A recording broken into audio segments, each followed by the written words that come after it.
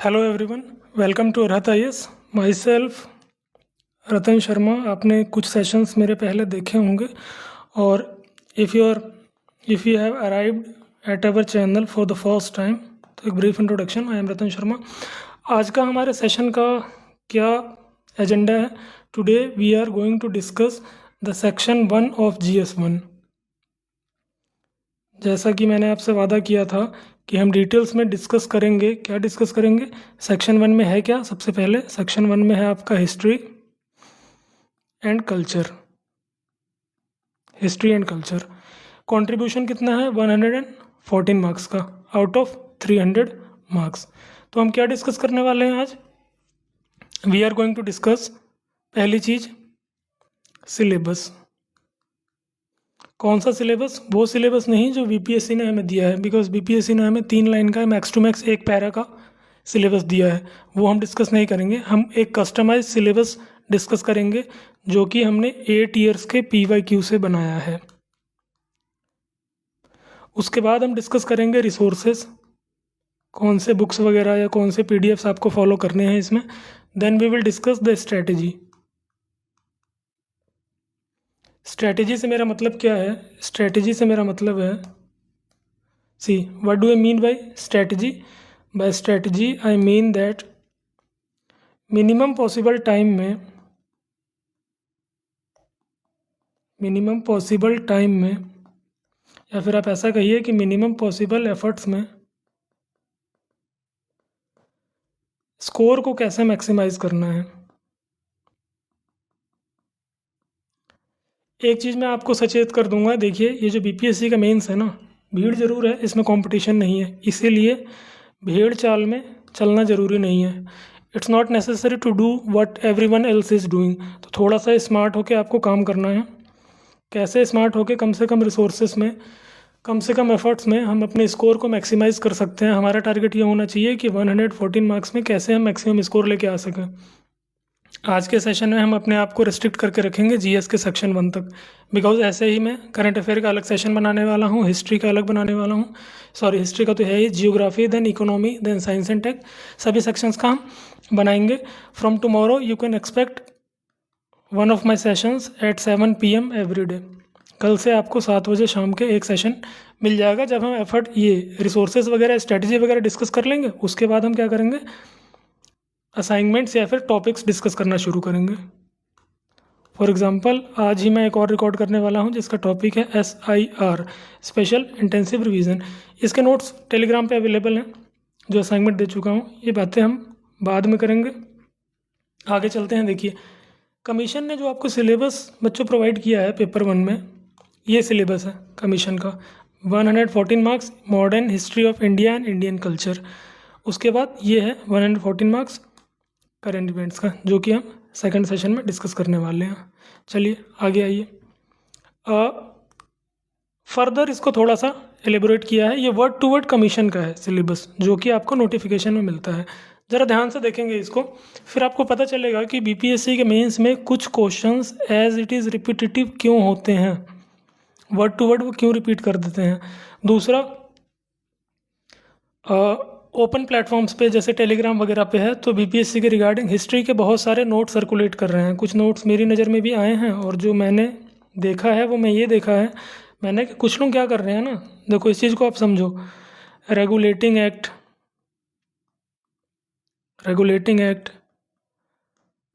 Pitt's India act 70, 73, 74, ऐसी चीज़ों का बच्चों को नोट्स दिया जा रहा है, पढ़ाया जा रहा है। आप थोड़ा सा स्मार्टली प्रिपेयर करना है। आप एक चीज़ का ध्यान देंगे, देखिए सिलेबस में बीपीएससी ने स्पेसिफिकली मेंशन किया है from about the middle of 19th century. यहाँ से आपसे मॉडर्न हिस्ट्री एक्सपेक्ट करेगा BPSC, from about the middle of 19th century. इसका मतलब क्या होता है? This is the middle of 19th century. 19वीं शताब्दी के मध्य से आपको सिलेबस कवर करना है, ये है मिडल ऑफ 19th सेंचुरी। क्यों इसको एक पॉइंट ऑफ रेफरेंस बनाया गया है आप सभी को पता है, बिकॉज ऑफ 1857। तो इसके पहले की चीज़ें आप अगर कवर कर रहे हो तो आप टाइम वेस्ट कर रहे हो। मैं क्यों ऐसा कह रहा हूँ कि आप टाइम वेस्ट कर रहे हो? अभी मैं 8 ईयर्स के PYQ आपको दिखाऊंगा, और आप मुझे शो करना कि मॉडर्न इंडियन हिस्ट्री में 1857 से पहले के कितने क्वेश्चंस हैं, मैं आपको बता देता हूँ कितने क्वेश्चंस हैं। इतने क्वेश्चंस हैं पिछले 8 साल में। जब पिछले 8 सालों में नहीं पूछा गया तो हम सेफली इसके पहले का हिस्ट्री स्किप करके जा सकते हैं, और इसके पहले का भी बहुत हिस्ट्री है जो कि मॉडर्न में आता है, तो उसको कवर नहीं करना है। संथाल अपराइजिंग स्पेसिफिकली मेंशन किया है, इसलिए हर दूसरे साल क्वेश्चन आ जाता है। क्विट इंडिया मूवमेंट मेंशन किया है, इसीलिए यही कारण है कि अभी तक स्वदेशी। आप सिलेबस को पहले समझो, तैयारी तो बाद में होगी। सिलेबस को और PYQ को समझिए, बहुत ज़रूरी है, otherwise you will and up wasting your precious time. स्वदेशी से सवाल नहीं पूछा गया है अभी तक, सिविल डिसओबीडियंस मूवमेंट से नहीं पूछा गया है, नॉन कोऑपरेशन मूवमेंट से नहीं पूछा गया है। क्यों? किसी भी साल पूछ सकते हैं, यहाँ से बार बार पूछा गया है। यहाँ से मे भी 1-2 क्वेश्चन आपको 8 साल में दिख जाएँ, स्वदेशी तो नहीं दिखा है मुझे अभी तक, लेकिन कहने का मतलब ये है कि quit India movement has been asked repeatedly. Patna कलम, जो वर्ड्स यहाँ पे मेंशन कर दिए गए हैं, इसलिए देखो मैंने इसे ना बोल्ड में किया है ताकि आप इसको देख के, इसका PDF है टेलीग्राम पे, पूरा एक डिटेल सिलेबस 8 पेजेस का मैंने बनाया है PYQ को देख के। 8 पन्नों का सिलेबस है, आप कुछ भी नहीं करोगे, सिर्फ ये सिलेबस अपने पास रखोगे तो आपको पता होगा कि क्या हमें करना है और क्या हमें स्किप करना है। देन मौर्यन एंड पाला आर्ट है। अब जो पर्सनैलिटीज़ होते हैं, जो फेमस पर्सनैलिटीज़ हैं फ्रीडम स्ट्रगल के, बहुत सारे हैं। अगर आप लिस्ट बनाने जाओगे तो you will get at least more than 50 personalities, लेकिन यहाँ पे मेंशन किया है स्पेसिफिकली गांधी, टैगोर, नेहरू। तो क्या कमीशन सिर्फ अपने आप को रेस्ट्रिक्ट करके रखता है गांधी, टैगोर, नेहरू तक, कि उसके आगे के भी सवाल पूछता है? इसको भी हम देखेंगे। One of the favourite topics of commission, expansion of western education including technical education. देखो, सिर्फ मुझे या आपको नहीं पता है कि इससे हर साल क्वेश्चन आता है, हर साल क्वेश्चन आता है, और अच्छी बात यह है कि 38 मार्क्स का क्वेश्चन आता है। तो अगर आप अच्छे से प्रिपेयर करके जाओगे इस टॉपिक को, तो आप 38 में से मैक्सिमम स्कोर कर सकते हो। 19-20 का, ऐसे 21 का टारगेट लेके जाइए कि इतने मार्क्स हमें इसमें लाने हैं। लेकिन समस्या ये है, जितने बच्चों से मैंने बात की है जिन्होंने पिछले साल उसके पहले मेंस लिखा है, तो सबकी ये कंप्लेन है कि सर इन टॉपिक्स में ना, खास करके हिस्ट्री में इन जनरलाइज नंबर नहीं मिल रहे हैं। नंबर नहीं मिल रहे हैं ना, उसका कारण यही है।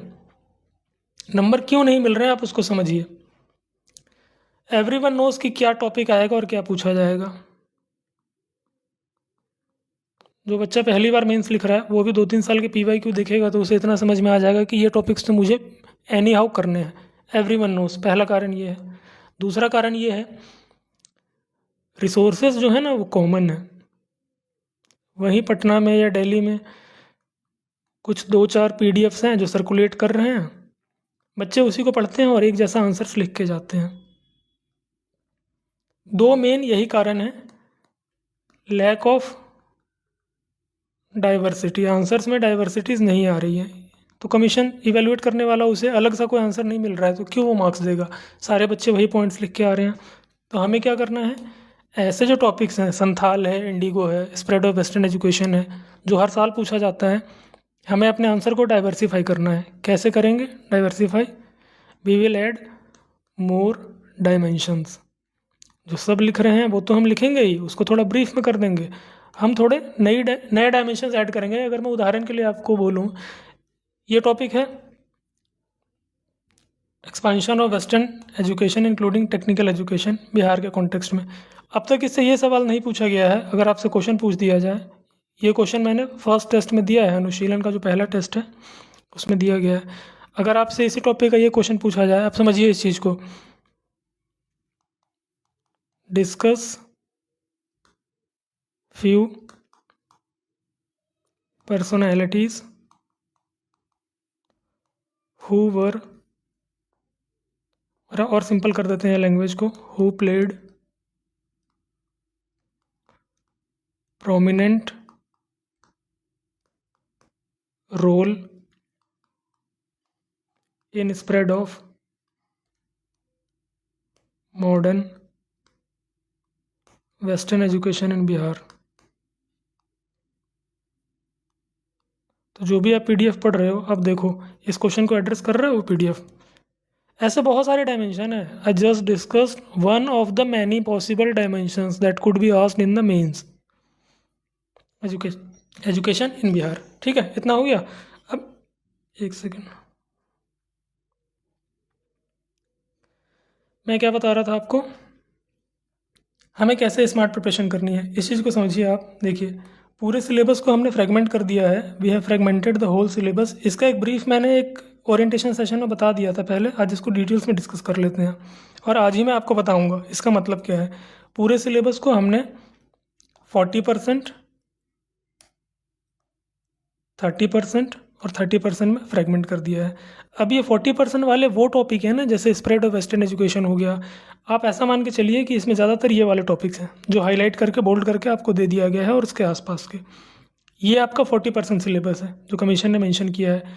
इसे हमें 100% कवरेज देना है, इसका मल्टीपल रिवीजन करना है, जितने भी पॉसिबल डायमेंशंस हैं उस सारे डायमेंशंस हमें कवर कर लेने हैं और जितना हो सके एक एक टॉपिक का 3-3 बार 4-4 बार आंसर राइटिंग करना है, क्योंकि आप जो भी स्कोर लेके आओगे ना 114 नंबर में, आप जितने भी नंबर लाओगे हिस्ट्री सेक्शन में, उसमें 70 to 80% कॉन्ट्रीब्यूशन इसी सेक्शन का होगा। आप मानो ना मानो, बहुत रिसर्च करने के बाद मैं बात आपको बोल रहा हूँ, आप कोई भी प्रीवियस ईयर 1 साल का पूरा क्वेश्चन उठा लीजिए, हिस्ट्री के सारे क्वेश्चन देख लीजिए और आप स्वयं आकलन करें, आपको समझ में आ जाएगा कि 70 to 80% कॉन्ट्रीब्यूशन इस 40% सिलेबस का होगा। पॉइंट क्या है? द पॉइंट इज़ दैट आपको पता होना चाहिए कि कौन कौन सा टॉपिक इस 40% में आएगा। दूसरा 30% सिलेबस। अब ये 30% सिलेबस क्या है, यहाँ से जो हम थोड़ा सा एक स्टेप और आगे जाएंगे तो डिराइव कर सकते हैं, जैसे कि गांधी, टैगोर और नेहरू। सुभाष चंद्र बोस से भी तो पूछा जा सकता है, अंबेडकर से भी तो पूछा जा सकता है, ऐसे बहुत सारे पर्सनालिटीज़ हैं, राजेंद्र प्रसाद है, यहाँ से पूछा जा सकता है। तो ये हमारा इसमें आएगा, इसको भी हम कवर करेंगे जो प्रोबेबल है।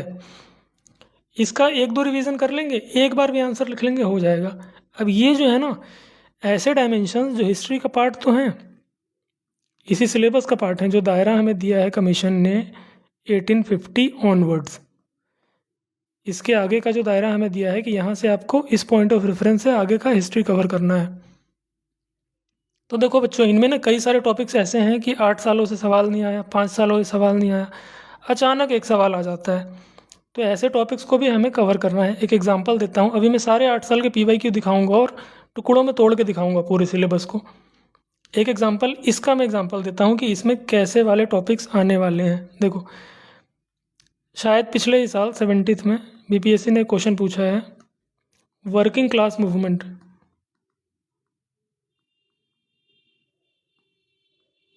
जो कि मोस्टली ओबियस है ना, अर्बन एरियाज़ में ही रिस्ट्रिक्टेड रहेगा working class movement.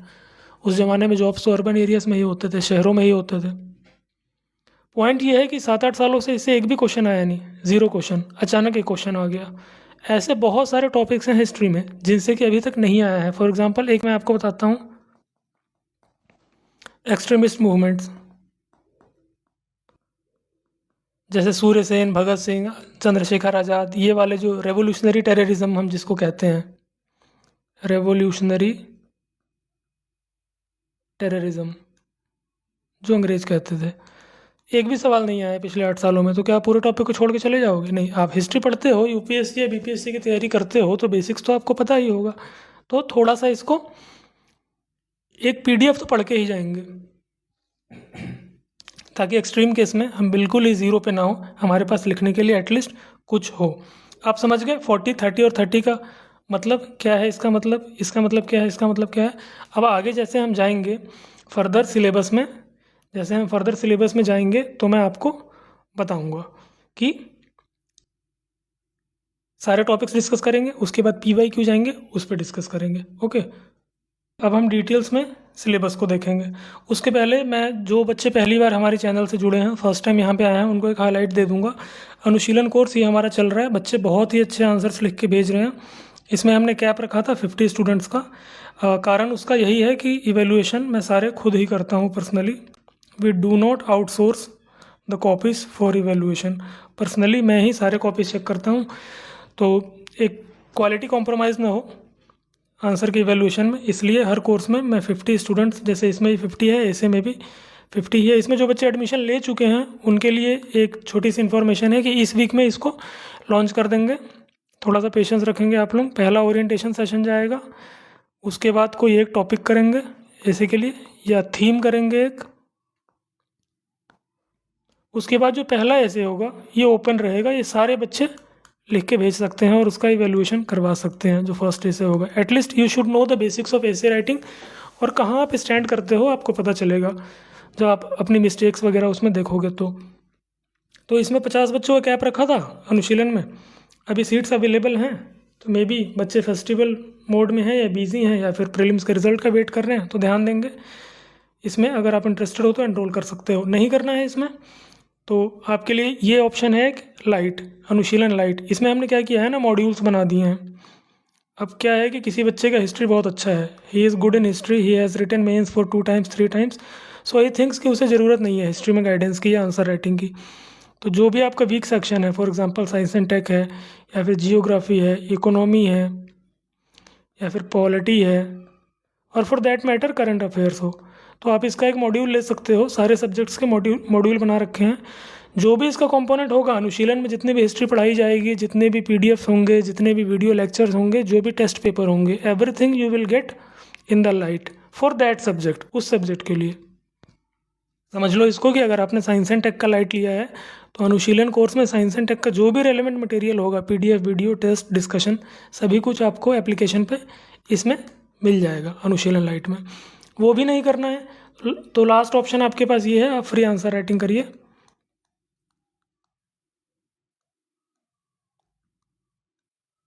Free answer writing करिए। इसमें क्या होता है, हर वीक हम आपको 2 असाइनमेंट देते हैं, एक वीक में पर वीक 2 असाइनमेंट्स देते हैं। आप टेलीग्राम चैनल पे जाओ, मैं यहाँ पे लिंक दे दूँगा पीडीएफ्स का। 3 असाइनमेंट हो चुके हैं और बाय द टाइम आप ये मतलब कि वीडियो आप देखोगे तो 4th असाइनमेंट अपलोड हो चुका होगा टेलीग्राम पे। आप असाइनमेंट को पढ़िए, 8 पेजेस 10 पेजेस का जो भी नोट्स होता है, गो थ्रू इट।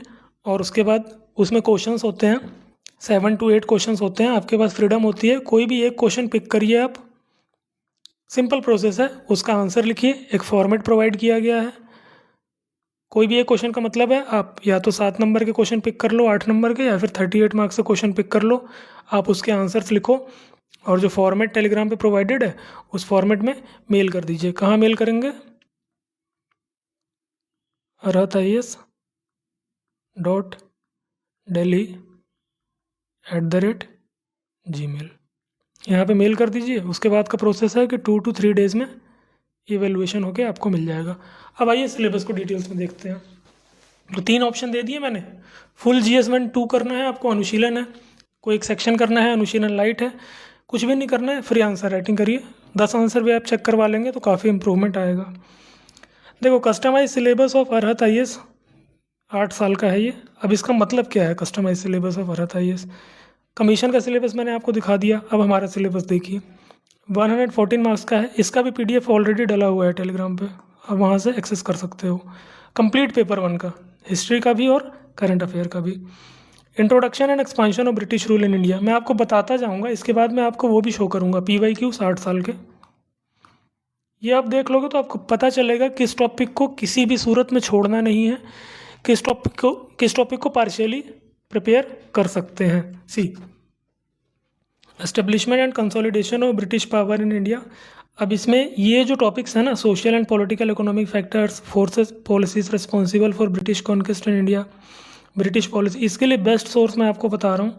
बहुत ज़्यादा हाई फाई नहीं जाना है इसमें, बहुत ज़्यादा कॉम्प्लिकेटेड कोई PDF नहीं पढ़ना है। आपकी 12th क्लास की जो ओल्ड NCERT है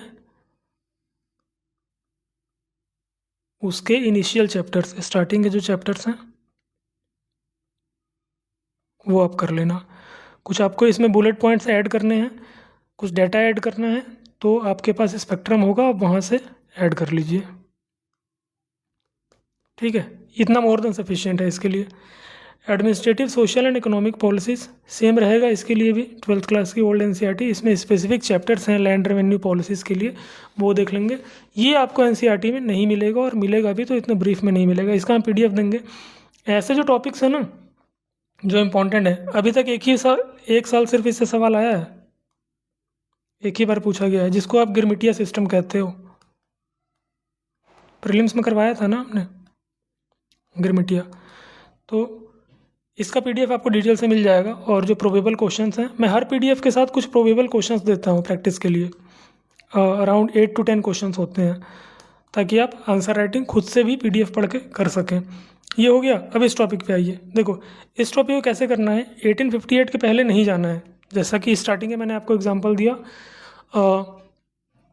क्या था हमारा regulating act, Pitt's India act, ऐसी चीज़ें, या इसके पहले के भी जो भी चार्टर्ड एक्ट वगैरह हैं उनमें नहीं जाना है, यहाँ से स्टार्ट करना है। ये पूछा जा चुका है इंडियन काउंसिल एक्ट 1861, और आई गेस ये पूछा जा चुका है। अब देखो आप खुद से भी स्मार्ट गेस कर सकते हो, इस साल इसके आने के चांसेस हैं, इसके आने के चांसेस हैं, 1935 का एक्ट आने के चांसेस हैं, रोलेट एक्ट आ सकता है, ऑफिशियल सीक्रेट एक्ट आ सकता है, इंडियन इंडिपेंडेंस एक्ट आ सकता है। तो ये one of the core topics हैं। थोड़ा सा हम इंडियन पेनल कोड और इंडियन एविडेंस एक्ट भी देख लेंगे, क्यों, because of the recent BNS। तो ये करंट का स्टैटिक वाला पोर्शन हो जाता है, और इसलिए देख लेंगे कि देखो उसी टाइम फ्रेम में आता है 1860 और 1872। तो बिल्कुल ब्लैंक नहीं होना है इंडियन पेनल कोड और इंडियन एविडेंस एक्ट। अगर ये पूछ लिया गया तो आप उन 10% बच्चों में होगे मेंस में जो कि इस क्वेश्चन को अटेम्प्ट करेंगे। और ऐसे क्वेश्चन में ना आंसर मिलते हैं, मतलब कि मार्क्स मिलते हैं। देखो एक ना चीज़ में एक हैक बताता हूँ आपको, एक हैक बताता हूँ। मेंस का पेपर का पैटर्न कैसा होता है, आपको एक क्वेश्चन दिया गया है, ठीक है, और एक और क्वेश्चन दिया गया है, 38 मार्क्स का है, ये भी 38 मार्क्स का है। आप सपोज करिए कि यहाँ पर दिया गया है आपको गवर्नमेंट ऑफ इंडिया एक्ट 1935, और यहाँ पे आपको दे दिया गया है इंडियन पीनल कोड या CRPC जो भी है हमारा 1960, ऐसे दे दिया गया है। देखो इस सवाल से ही आप समझ जाओ 90% बच्चे ना इसको करना पसंद करेंगे। यहाँ पे बीच में और है, दोनों में से एक क्वेश्चन करना है, यही पैटर्न होता है हमारा BPSC मेंस का। इसको आप समझो, ये ना मेंस में भी बहुत सारे, UPSC के मेंस में बहुत सारे बच्चे इसको अप्लाई करते हैं और अच्छे मार्क्स आते हैं। आपका जो मकसद है ना, जो उद्देश्य है, वो मेंस में आंसर लिखना नहीं है। आपका पर्पस क्या है कि आपको भीड़ से ज़्यादा नंबर लेके आना है। भीड़ है ना, उससे अलग होना है, आपको स्टैंड अपार्ट करना है। तो कैसे आएगा, अब मान लो कि 10,000 बच्चे मेंस लिख रहे हैं, तो मैं आपको गारंटी के साथ कह सकता हूँ कि 10,000 में से 8,000 बच्चे इस क्वेश्चन को अटेम्प्ट करेंगे। अगर ये प्रिपेयर्ड है आपका, जैसे कि सपोज़ करो कि मैंने करवा दिया या किसी भी इंस्टीट्यूट ने करवा दिया या खुद के इंट्यूशन से आपने स्पेकुलेट करके गए थे कि आ सकता है और ये टॉपिक आपका प्रिपेयर्ड था, 90% बच्चे इसको लिख रहे हैं ना। अगर ये टॉपिक आपका पार्शियली भी प्रिपेयर्ड है तो आप इस पे लिखो। उससे क्या होगा मालूम है, आप इसमें पार्शियल आंसर लिखोगे। आपको लिखने चाहिए थे 10 डायमेंशंस या 10 पॉइंट्स, आपने लिखा है इसमें 6 पॉइंट्स को ही कवर किया अलग अलग पैराग्राफ्स में। इसमें बच्चों ने बहुत अच्छा आंसर लिख के आए। इवेलुएटर है ना, वो भी देख रहा है कि उसके पास 100 कॉपीज़ आई हैं, तो उसमें से 90 कॉपीज़ सब ने यही लिखा है। एक बच्चे ने रिस्क लिया है, उसे अपने नॉलेज पे, अपने प्रिपरेशन पे कॉन्फिडेंस है, उसने हिम्मत दिखाई है इस क्वेश्चन को अटेम्प्ट करने के। तो 38 में ना इसमें एवरेज मार्किंग होगी 14-15, ऐसे ही नंबर आपको मिलेंगे। आप कैसा भी कुछ भी लिखोगे ना इसमें, आपको 38 में 19-20 मार्क्स तक इसमें मिल जाएंगे। ये है हैक, आप समझ गए। शर्त सिर्फ इतनी है कि टॉपिक आपका प्रिपेयर होना चाहिए, कुछ भी पार्शियली भी प्रिपेयर्ड हो। ये नहीं कि हमें इस टॉपिक के बारे में कुछ नहीं आता फिर भी हम भीड़ से अलग होने के लिए इसी को अटेम्प्ट कर लेंगे, ऐसी बेवकूफ़ी नहीं करना है। ये आप करके देखना। ये कहाँ से मैंने सीखा है, ये UPSC के ऐसे के पेपर में करते हैं, जो टॉपर्स हैं ना वो करते हैं। UPSC का ऐसे का जो पेपर होता है, आप भी इसको ट्राई कर सकते हो BPSC के निबंध के पेपर में। अगर आपको ऐसे 1 2 3 4 5 5 ऐसे दिए गए हैं, तो उसमें से कोई एक ऐसा है ना जो ऑड सा है, बड़ा एक्सट्रीम सा है, खास करके प्रोवर्ब वाला। जो प्रोवर्ब वाले होते हैं ना, प्रोवर्ब वाले जो होते हैं, जिसमें मुहावरे या कहावतें दी रहती हैं, तो कोई ऐसा एक्सट्रीम सा है ना, आपको लगता है कि इस टॉपिक पे मैं अच्छा ऐसे लिख सकता हूँ, मैं लिख सकती हूँ, I can manage a good ऐसे, उस पर लिखो। आपको देखो क्राउड से ज़्यादा मार्क्स मिलेगा। ओके, ये हो गया, यहाँ तक हो गया। अब आते हैं इस पे, social and cultural impact of British policies. इससे भी अब तक एक ही क्वेश्चन आया है। देखो मैं आपको बार बार बोलता हूँ ना, ये जो सेंसस वाला है एस्पेक्ट, इससे 7-8 सालों में सिर्फ एक क्वेश्चन आया है। तो ऐसे हैं कुछ डायमेंशन जिससे कि क्वेश्चन अचानक से हो सकता है अगले साल आ जाए। तो आपका सेवियर क्या है वहाँ पे, कहाँ बच सकते हो, ये जो ऑप्शन होता है ना कि इसको करिए आप या इसको करिए, दो में से कोई एक करना है, वहाँ पे बच सकते हो। लेकिन देखो अगर 7-8 मार्क्स में ऐसा कुछ आ गया ना तो वहाँ पे सेक्रीफाइस हो जाएगा आपका 7-8 नंबर। तो ऐसे डायमेंशंस को भी हमें कवर करके चलना है। ये आपका रिपीटेटिव टॉपिक, इसके बारे में स्टार्टिंग में डिस्कस कर चुके हैं हम। क्या डिस्कस किया कि ये सबको पता है कि ये आएगा, ये सभी को मालूम है कि इस टॉपिक में से आएगा spread of modern western education in Bihar. तो करना क्या है आपको, इसमें मल्टी डायमेंशन आंसर लिखना है। इसका पीडीएफ भी जब तक आप ये वीडियो देखोगे तो इसका पीडीएफ भी आपको, यही है हमारा जो असाइनमेंट 4 है ना, फ्री आंसर राइटिंग सेशन का असाइनमेंट 4 इसी टॉपिक का दिया है मैंने। किसी स्टूडेंट ने मुझे सजेस्ट किया कि सर ये बिहार के बच्चे ना करंट अफेयर वगैरह लास्ट क्लास तक अवॉइड करते हैं, जो थोड़े डिफिकल्ट टॉपिक्स हैं जैसे साइंस एंड टेक अवॉइड करते हैं। तो किसी स्टूडेंट ने मुझे सजेस्ट करवाया कि सर फ्री आंसर राइटिंग में ना हिस्ट्री के टॉपिक्स दीजिए तो बच्चे लिखेंगे एटलीस्ट आंसर, उनकी प्रैक्टिस होगी। तो मैंने कहा चलो यही कर लेते हैं। तो spread of modern western education ये असाइनमेंट दिया है मैंने, असाइनमेंट 4। इसको आप लोग लिख के भेज सकते हैं। 7 नंबर का लिखिए, 8 नंबर का लिखिए, 38 मार्क्स का लिखिए, कोई भी एक क्वेश्चन चूज़ करिए। इसमें ढेर सारे क्वेश्चन दिए हैं।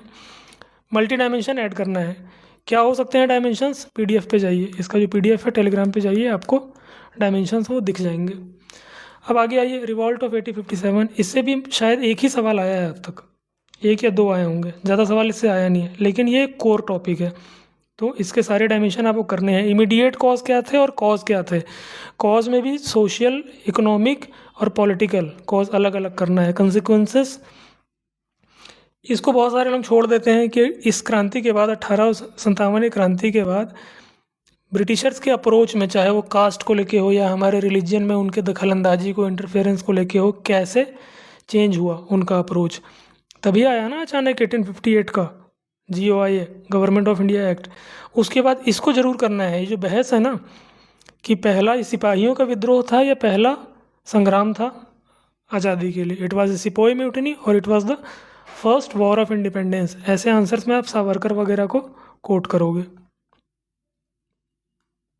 कि किस लीडर ने क्या ओपिनियन दिया है इस वॉर के ऊपर। ओके, आगे चलिए। Peasants and tribal uprising 19th century का इम्पॉर्टेंट है, हर साल आता है, चूँकि टॉपिक में ही मेंशन है। एक इसका ना जनरलाइज करेंगे कि आपसे पूरे टॉपिक का पूछ लिया जाए इन जनरल कि क्या कैरेक्टरिस्टिक्स थे ट्राइबल प्रोटेस्ट के। और जब ऐसी चीज़ें करोगे ना, एक चीज़ का ध्यान रखना, आप जब किसान विद्रोह या पीजेंट्स रिवोल्ट करोगे जब आप, या फिर ट्राइबल अपराइजिंग्स आप करेंगे,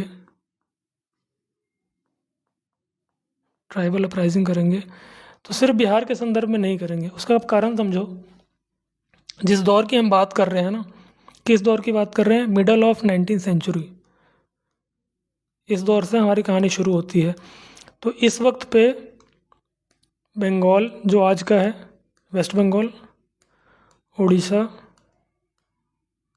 बिहार और छोटा नागपुर प्लेटू वाला एरिया यानी कि झारखंड, ये पूरा एक ही खित्ता था, एक ही रीजियन था। तो कोई भी विद्रोह होता था इस पूरे एरिया को इम्पेक्ट करता था, कोई भी लॉ बनता था तो इस पूरे एरिया के लिए बनता था। तो जैसे कि इंडिगो रिवॉल्ट है या कोई दूसरा रिवॉल्ट है, तो बंगाल में भी कोई अपराइजिंग हो रही है तो उसको भी देखेंगे। इंडिगो से याद आया एक चीज़ का, आगे आएगा ये चंपारण वाला, मे भी मेरे को याद न रहे, मैं आपको बता देता हूँ अभी। जो बच्चे पहली बार मेंस लिख रहे हैं वो ही ब्लंडर कर सकते हैं। देखो बच्चों, पढ़ हर कोई लेगा, सबके पास पीडीएफ है, स्पेक्ट्रम हर किसी बच्चे के कमरे पे पड़ी है, एनसीईआरटी सभी के पास एक्सेस है।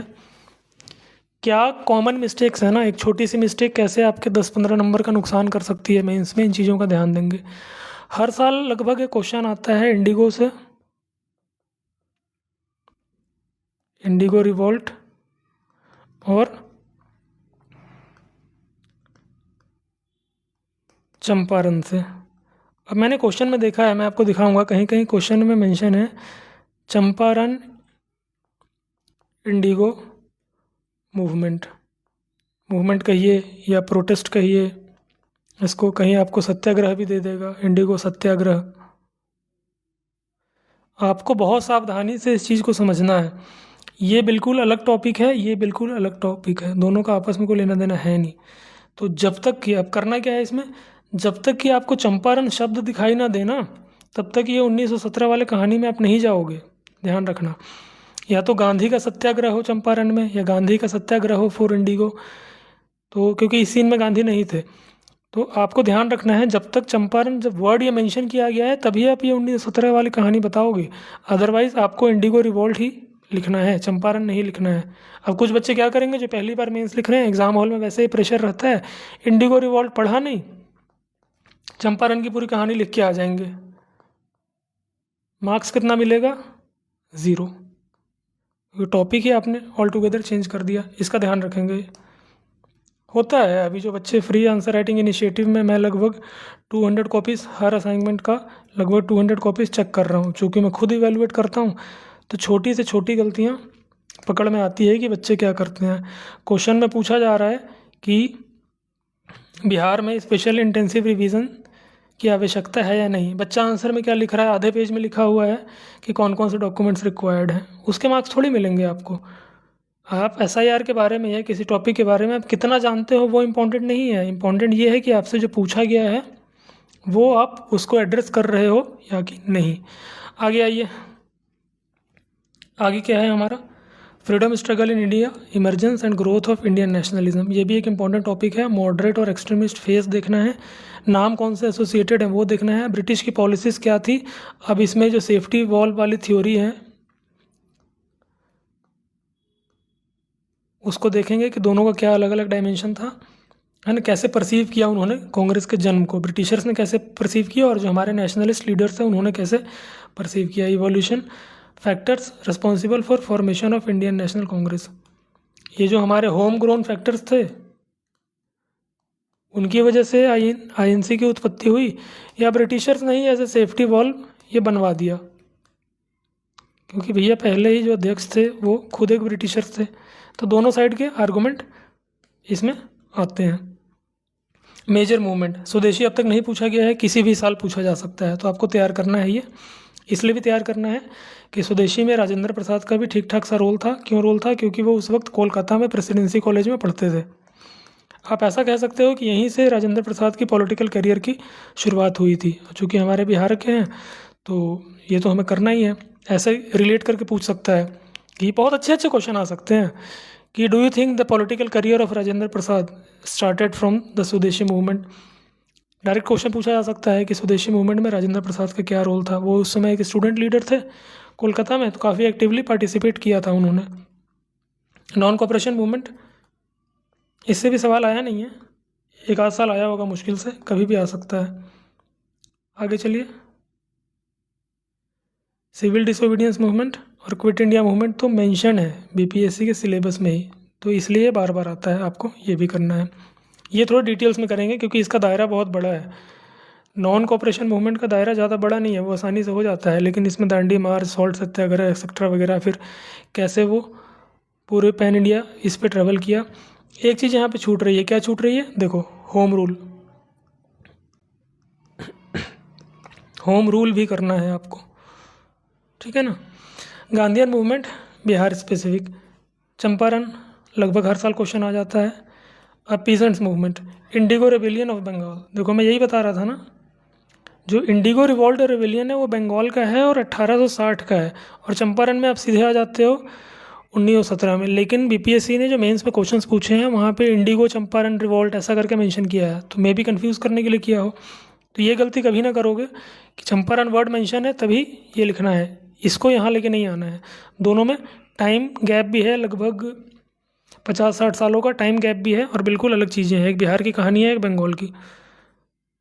तो ये एक ब्लंडर हो सकता है मेंस में, ऐसा करते हैं बच्चे, घर में आके उनको फिर पता चलता है कि अरे पूछा तो कुछ और ही गया था, ऑल टुगेदर कुछ और ही हमने लिख दिया। आगे देखिए, ये हो गया किसान सभा मूवमेंट और ये स्वामी सहजानंद की कहानी, ये बहुत एक कोर टॉपिक है। स्वामी सहजानंद एक प्रीलिम्स का भी कोर टॉपिक है, आता ही रहता है इससे क्वेश्चन। तो किसान सभा मूवमेंट करना है, इंडिगो करना है। वर्किंग क्लास मूवमेंट, ये वही टॉपिक्स हैं जिनकी मैं बात कर रहा था, जिनसे कि अब तक no question has been asked in last 7-8 years, but randomly इन टॉपिक्स को कवर कर लिया जाता है। For example working class movement से एक ही क्वेश्चन आया है पिछले 8 सालों में।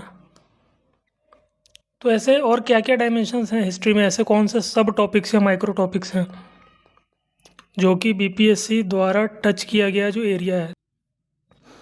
की पर्सनैलिटीज़ की बात करेंगे, ये बहुत इंपॉर्टेंट है। कमीशन ने जो सिलेबस में मेंशन किया है, गांधी, नेहरू एंड टैगोर,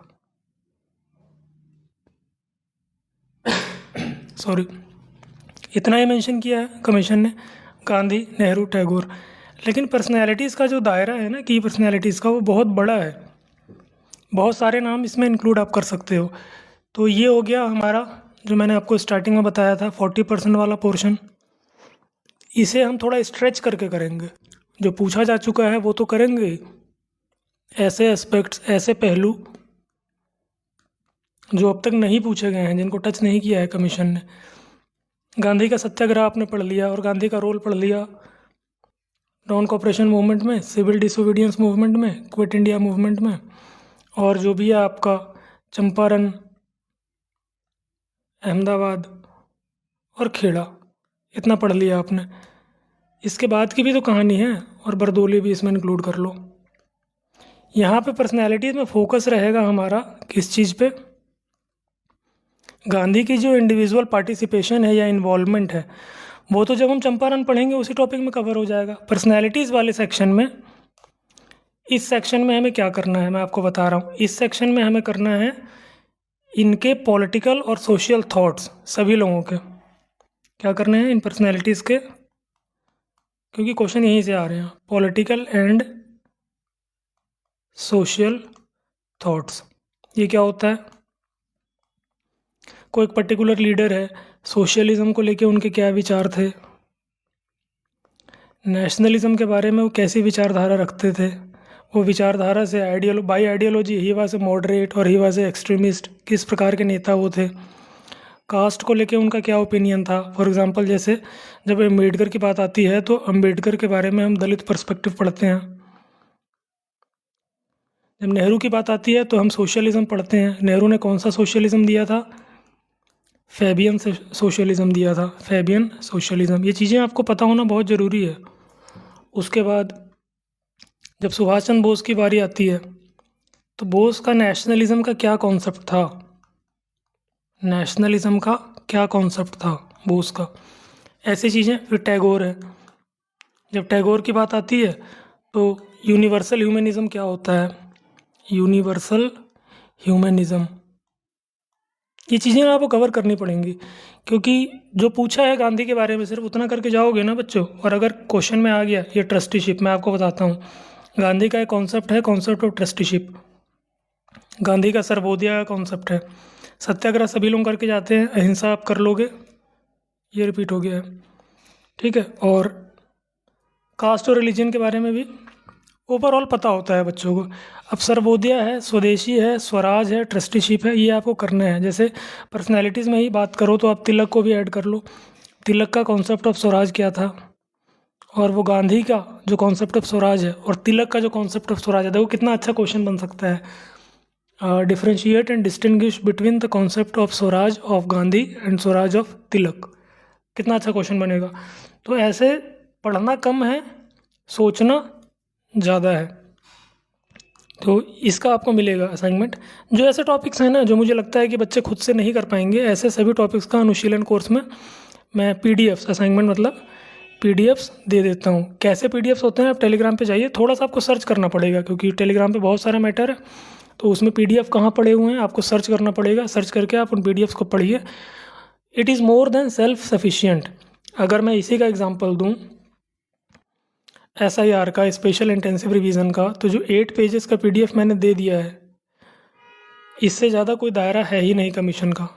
मैं आपको लिख के दे सकता हूँ, कैसा भी क्वेश्चन कितना भी ट्विस्ट करके कमीशन पूछे, you would be able to write a very good answer, would be able to write a very good answer if you have gone through this PDF. Again Telegram पे पढ़े हैं PDF, आप ज़रूर देखो। जो देखो बच्चों, मेरे प्लेटफॉर्म से हो, किसी के भी प्लेटफॉर्म से हो, जो क्वालिटी रिसोर्सेस और फ्री में अवेलेबल हैं उनको मिस करने का कोई रैशनल नहीं है ना। इसके पीछे का क्या तर्क है? जो क्वालिटी मटेरियल है, रेलेवेंट है, और फ्री में अवेलेबल है, उसे तो आपको ज़रूर करके जाना चाहिए। ऐसा नहीं होना चाहिए, मैं तो ओपनली बोलता हूँ भैया, ऐसा नहीं होना चाहिए कि किसी भी ओपन प्लेटफॉर्म पे, यूट्यूब पे या टेलीग्राम पे एक क्वालिटी मटेरियल अवेलेबल है, एक क्वालिटी मटेरियल अवेलेबल है, शायद आप तक वो पहुंचा नहीं या आपको उसकी जानकारी नहीं हुई, और आप क्या कर रहे हो, आप एक सब स्टैंडर्ड मटेरियल पढ़ के जा रहे हो जिसका कि कंटेंट आधा अधूरा है, कवरेज आधा अधूरा है। तो इसमें किसी की भी गलती नहीं है, ना ये सब स्टैंडर्ड मटेरियल प्रोवाइड करने वालों की गलती है, ना यहाँ पे मेरी गलती है, इसमें गलती आपकी है। आपको थोड़े से, जब तक प्रिपरेशन कर रहे हो, आपको अपनी आँखें और अपने कान खुले रखने होंगे कि कहाँ से क्या मटेरियल आ रहा है, उसको यूटिलाइज़ करिए। दूसरी चीज़ जो मैं हाईलाइट करना चाहूँगा वो ये, जब हम सिलेबस की बात करते हैं ना, यहाँ पे हम सिलेबस की बात कर रहे हैं, एक चीज़ का आप ध्यान रखना, किसी भी टेक्स्ट बुक का, वो एनसीईआरटी हो, वो स्पेक्ट्रम हो, वो लक्ष्मीकांत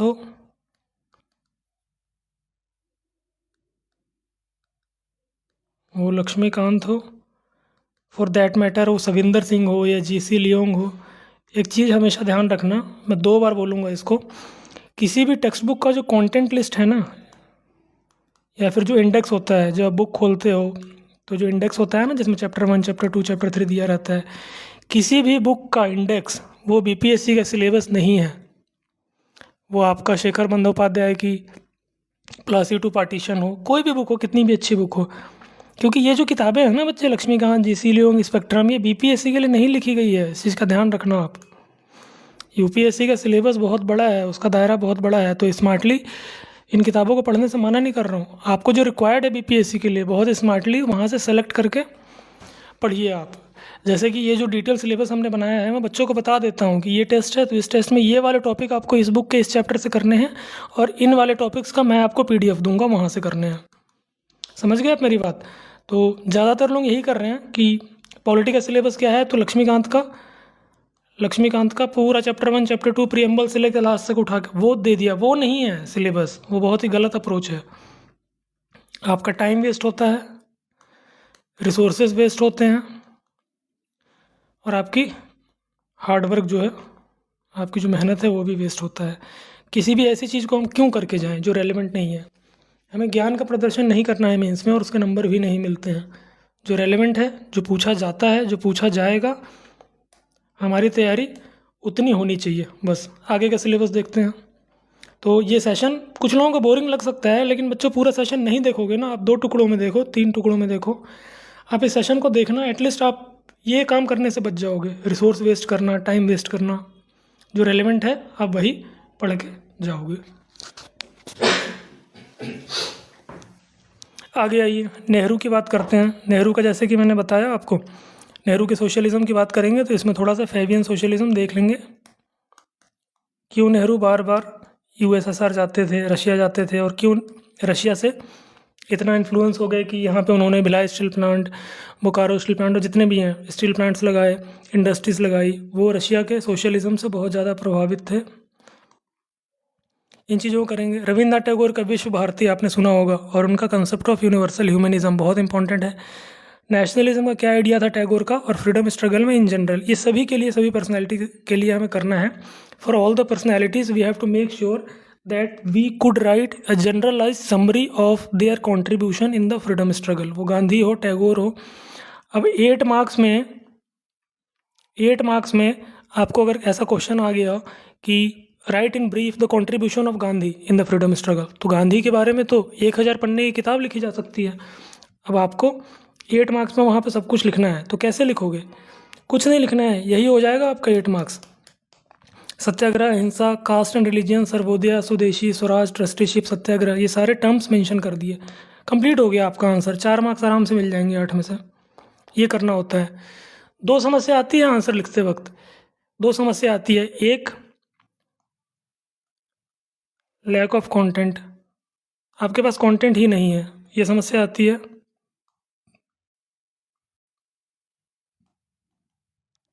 38 मार्क्स के क्वेश्चन में। दूसरी समस्या आती है कि बहुत ज़्यादा कंटेंट है आपके पास, बहुत ज़्यादा कंटेंट है, और वो टॉपिक को पूछ लिया गया 7 मार्क्स में।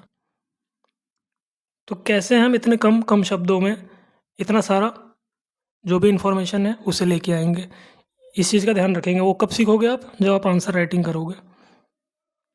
इसीलिए मैं कहता हूँ, कई बच्चे हैं जो फ्री आंसर राइटिंग सेशन में आंसर लिख रहे हैं, जब मैं उनसे फ़ोन पे बात करता हूँ तो वो बच्चे खुद मेरे को बोलते हैं कि सर हमें तो पता नहीं था इतना ही सब, ये सब कुछ भी होता है क्या आंसर राइटिंग में। तो जब आप लिखोगे ना तभी आपको पता चलेगा। आप 6 साल से पढ़ रहे हो या 4 साल से पढ़ रहे हो, that does not matter unless and until you will don't pick the pen and don't start writing. आपके जो आंसर राइटिंग में फ्लॉज हैं, जो कमियां हैं, वो दूर नहीं होंगी। इसलिए बच्चों, पढ़ो कम और लिखो ज़्यादा। 60% टाइम दो अपना रीडिंग में, इसे मैं 1000 बार बोलूँगा अगले 3 महीनों में, और 40% टाइम दो अपना राइटिंग में। यही है की जो है ना मेंस में सक्सेस का, यही है। आप किसी भी टॉपर से पूछ लीजिए, जिसने भी मेंस में बहुत ज़्यादा हाई स्कोर किया है, उनसे पूछ लीजिए, this is the key. Subhash Chandra Bose का देख लेंगे, INA वगैरह का, और इनका क्या नेशनलिज्म का कंसेप्ट है वो, और इंडियन नेशनल आर्मी का। देन उसके बाद अंबेडकर है। देखो, मैंने बताया अंबेडकर को बहुत ज़्यादा टच नहीं किया है कमीशन ने। पिछले 8 सालों में सिर्फ एक क्वेश्चन पूछा गया है कि कास्ट का क्या डायमेंशन था, वो भी बिहार के कॉन्टेक्स्ट में, है ना। वहाँ पे भी स्पेसिफिकली अंबेडकर को मेंशन नहीं किया गया है शायद, हाँ नहीं किया है। तो अंबेडकर हमें कंप्लीट करना है, क्योंकि इस साल अंबेडकर बहुत ज़्यादा न्यूज़ में भी है। अभी आपने सुना होगा, लास्ट वीक की ही घटना है, कोई CGI है गवाही, उनके ऊपर किसी वकील ने जूता फेंक दिया। ठीक है, ये पहली बार हुआ है कि सुप्रीम कोर्ट के जज, चीफ जस्टिस ऑफ इंडिया के ऊपर किसी वकील ने अपना जूता फेंक दिया। और जिस वकील ने फेंका है जूता, वो बहुत न्यूज़ में आ रहे हैं। वो ये आर्गूमेंट दे रहे हैं कि BR अम्बेडकर ने तो कॉन्स्टिट्यूशन लिखा ही नहीं है, he was just the chairman of drafting committee. Constitution किसने लिखा है, मेन रोल किनका है, BN राव का। तो ऐसी चीज़ें न्यूज़ में आ रही है। हम इस पर नहीं जाते हैं कॉन्स्टिट्यूशन किसने लिखा है किसने नहीं लिखा है। मुद्दा ये है, पॉइंट ये है कि for any reason Ambedkar is in news, Ambedkar news में है, ये है पॉइंट। तो अम्बेडकर को हमें अच्छे से करके जाना है। और अम्बेडकर वैसे भी, इलेक्शन का सीज़न जब होता है, तो अभी लोकसभा का इलेक्शन हुआ है, फिर बिहार में भी इलेक्शन है, तो कास्ट इन पार्टी पॉलिटिक्स और role of caste in the politics, तो जो दलित वोटर्स हैं उनको लुभाने के लिए सारे नेता अम्बेडकरवादी बनने का प्रयास करते हैं। तो that is the reason why Ambedkar is in news. इनका क्या सोशल पॉलिटिकल थॉट था, इनके कंसेप्ट ऑफ डेमोक्रेसी, अम्बेडकर का ब्राह्मणिज्म के ऊपर क्या था, अम्बेडकर का बुद्धिज़्म के ऊपर क्या कॉन्सेप्ट है, ठीक है। बुद्धिज़्म के ऊपर क्या कॉन्सेप्ट है, सोशल जस्टिस अम्बेडकर का, और उनका दलित पर्सपेक्टिव, अनटचेबिलिटी जिसमें आता है। गांधी का भी कर सकते हो अनटचेबिलिटी, जैसे हमने यहाँ पे गांधी किया था ना, कास्ट में ही आ जाएगा, उसी का सबसेक्शन है गांधी का, अनटचेबिलिटी। हरिजन सेवक संघ, हरिजन सेवक संघ, जो बच्चे कभी मुखर्जी नगर में या इस एरिया में रहे हैं, कैंप, किंग्सवे कैंप एरिया में, जिन्होंने तैयारी की है उन्हें पता होगा हरिजन सेवक संघ कहाँ पर है, वहीं है, किंग्सवे कैंप के पास ही है, जो गांधी का आप हरिजन सेवक संघ पढ़ते हो। Ambedkar view on Dalit movement in Bihar, ये हो गया। डॉक्टर राजेंद्र प्रसाद करना है बिहार के कॉन्टेक्स्ट में। अनुग्रह नारायण सिन्हा, इनका क्या कंट्रीब्यूशन रहा है। ऐसे ना बहुत सारी पर्सनैलिटीज़ हैं, एक मैं आपको बताता हूँ। देखो, श्री कृष्णा सिंह, अब तक सवाल नहीं पूछा गया है, लेकिन किसी भी साल BPSC मेंस में पूछ सकता है। इस साल पूछ ले, अगले साल पूछ ले, इसलिए बहुत इंपॉर्टेंट है। थोड़े से और पर्सनैलिटीज़ भी कर लेंगे इसमें, आगे जाके आप स्ट्रेच करोगे तो और भी पर्सनैलिटीज़ आएंगी। इसमें कम से कम 4-5 पर्सनैलिटीज़ और मैं करवा दूंगा। पोस्ट इंडिपेंडेंट पॉलिटिकल थॉट, इसको BPSC ने सिर्फ एक बार टच किया है, एक सवाल अब तक पूछा है। देखो, एक ना पैटर्न मैं आपको बताता हूँ मेंस का जो उभर के आ रहा है। मैंने एक PDF दे दिया है टेलीग्राम पे, एक PDF है, उसमें ना 8 साल के, ये जो आप सिलेबस देख रहे हो ना, देखो ये जो सिलेबस है हमारा, topic number 4, topic number 3, same इसमें जो सब पॉइंट्स हैं, इसी सिलेबस के फ्रैगमेंट करके, जैसे नेहरू से कितने क्वेश्चन आए 8 सालों में, बोस से कितने आए हैं, इसका PDF टेलीग्राम पे ऑलरेडी है, उसको ज़रूर देखेंगे आप लोग और अपने पास रखेंगे। वो इसी साल नहीं, अगले साल के बच्चों को भी काम आएगा। लोहिया और जयप्रकाश नारायण JP, दोनों कनेक्ट करके एक क्वेश्चन पूछ लिया है, सिंगल क्वेश्चन, पिछले 8 सालों में एक क्वेश्चन आया है। लेकिन ये दोनों जो टॉपिक्स हैं ना, लोहिया एंड JP, ये बहुत इंपॉर्टेंट है बिहार के पर्सपेक्टिव में। मेंस में सवाल ना भी आए तो JP आपको एनी हाउ करना है। क्यों करना है मैं बताता हूँ। देखो चलो, ये तो खैर अम्बेडकर नगर के थे, यूपी के लोहिया। तो जयप्रकाश नारायण का होम टाउन कौन सा है? सारण। आप एक हाइपोथेटिकल सिचुएशन इमेजिन करके देखिए कि आप भी सारण से हो और आप बीपीएससी के इंटरव्यू में जाते हो। चूँकि जयप्रकाश नारायण भी सारण से हैं, आपके गृह जिले से, आपसे पूछ लिया जाता है कि जयप्रकाश नारायण का पार्टीलेस डेमोक्रेसी से आप क्या समझते हैं? What do understand by the concept of partyless democracy of JP? बताइए। या उनका संपूर्ण क्रांति का, टोटल रेवोल्यूशन का क्या कॉन्सेप्ट था? पार्लियामेंट्री सिस्टम के बहुत बड़े आलोचक थे वो, ठीक है, बहुत बड़े आलोचक थे, आलोचना करते थे पार्लियामेंट्री सिस्टम की और पार्टीलेस डेमोक्रेसी की बात करते थे। तो मेरा पर्पस ये है कि जेपी का आपको ऐसे आता है, बस इतना ही दे देगा। देखो, पार्टीलेस डेमोक्रेसी जेपी, कमेंट करिए। 7 मार्क्स, 8 मार्क्स, तो 100, 150 वर्ड्स, 200 वर्ड्स का कंटेंट आपके पास होना चाहिए ना। ये है पर्पस इनका भी, जेपी का भी अपना एक सर्वोदय कॉन्सेप्ट है। अब लोहिया का देख लेते हैं। ये सब पोस्ट इंडिपेंडेंट पॉलिटिकल थॉट में आएंगे, क्योंकि ये ज़्यादातर इनकी एक्टिविटी आज़ादी के बाद जो इमरजेंसी का फेज़ था और इंडिया की जो पार्टी पॉलिटिक्स की जो हिस्ट्री है, जो पॉलिटिकल हिस्ट्री है इंडिया की पोस्ट इंडिपेंडेंस 1947 से लेके, तो रिजीम चेंज में इन दोनों का बहुत बड़ा हाथ रहा है, बहुत बड़ा रोल रहा है। लोहिया का सोशलिज्म, जैसे नेहरू बात करते थे फेबियन सोशलिज्म की, लोहिया बात करते हैं socialism with a human face की। ग्रास रूट डेमोक्रेसी के ऊपर इनके जो विचार थे, इसके लिए ज़्यादा फेमस है। सोशल जस्टिस का इनका अपना एक कॉन्सेप्ट है और इन्होंने 4 पिलर ऑफ इकोनॉमी का कॉन्सेप्ट दिया है। तो अगेन वही कहूँगा मैं, आपके पास 100 वर्ड्स, 200 वर्ड्स होने चाहिए। इन सब का पीडीएफ मिलेगा आपको अनुशीलन में, ये जो ऐसे टॉपिक्स हैं ना, क्योंकि लोहिया आपको किसी पॉलिटिकल थॉट की, अब देखो जिन बच्चों का पॉलिटिकल साइंस ऑप्शनल रहा है यूपीएससी में, उनके लिए चीज़ें बहुत बेसिक हैं, उनको आता है, वो कर लेंगे, क्योंकि उनके इंडियन पॉलिटिकल थॉट में ही कवर हो जाता है। लेकिन ऐसे बच्चों की संख्या कितनी होगी? मुश्किल से 5%। तो बाकी बच्चे क्या लोहिया के लिए या जेपी के लिए पूरे एक इंडियन पॉलिटिकल थॉट की बुक उठाएंगे? नहीं ना। तो मुझे देना पड़ेगा इन सब टॉपिक्स का पीडीएफ, वो आप पीडीएफ से ही कवर करेंगे। अब आ जाइए arts and culture of India पे। मौर्यन आर्ट, पाला आर्ट। हमें मौर्यन आर्ट, पाला आर्ट, इसमें बहुत, देखो ये एक ऐसा टॉपिक है ना कि जिसमें आपके खो जाने के चांसेस हैं, खो जाने के चांसेस हैं। There are very good chances that you would be lost in this topics. क्यों? क्योंकि मैं बच्चों को देख के नहीं, मैं पढ़ाने वालों को देख के बोल रहा हूँ कि लोग वहाँ पे पता नहीं ऐसे क्या, स्तूपा स्तूपा, पिलर, यहाँ ये था, वहाँ वो था, ये सब डायग्राम बनवा रहे हैं। अरे फाइन आर्ट्स का एग्ज़ाम नहीं है भाई ये, this is not the exam of fine arts. Bio के बच्चे तो आराम से डायग्राम बना लेंगे। कितना एफर्ट लगता है एक डायग्राम सीखने में, उसको याद करने में, जो एक ह्यूमैनिटी का बच्चा है, रिक्वायर्ड नहीं है।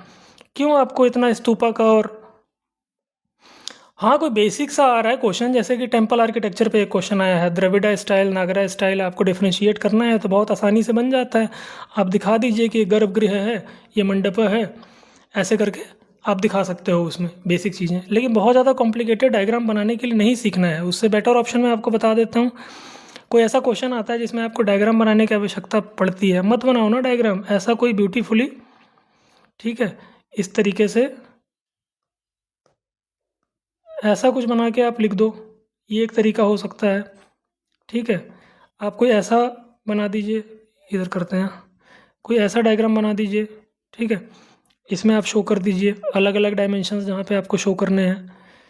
टाइम सेव करना है वहाँ पे ना, लिखने में और सोचने में टाइम देना है एग्ज़ाम हॉल में। बहुत ज़्यादा कलाकारी, चित्रकारी करने में समय नहीं देना है, वो नुकसान करेगा आपका।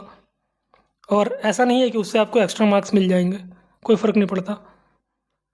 ओके, तो पॉइंट ये था कि इसमें ना बहुत ज़्यादा समय नहीं देना है, मतलब कि अनलिमिटेड कंटेंट कवर करने की कोशिश नहीं करना है।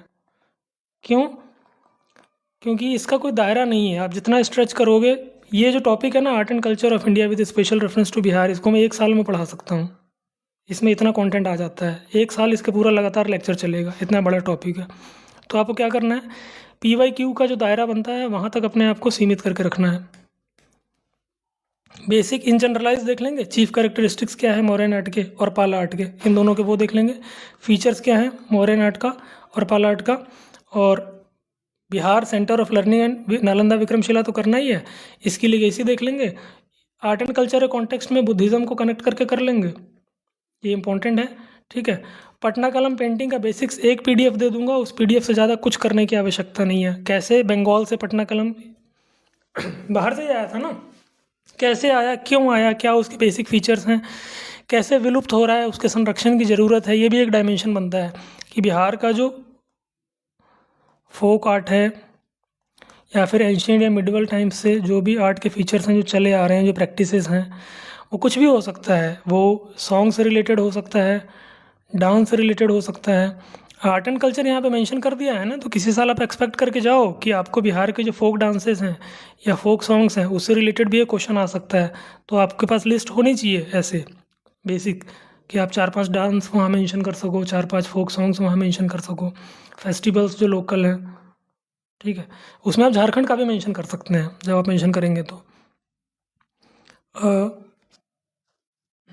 उसके बाद दूसरे कल्चरल एस्पेक्ट्स भी देख लेने हैं, जैसे केव पेंटिंग अचानक से पूछ लिया गया, तो ये क्यों पूछा जाता है? देखो, केव्स का ना बिहार के हिस्ट्री में बहुत बड़ा इम्पोर्टेंस है। क्यों?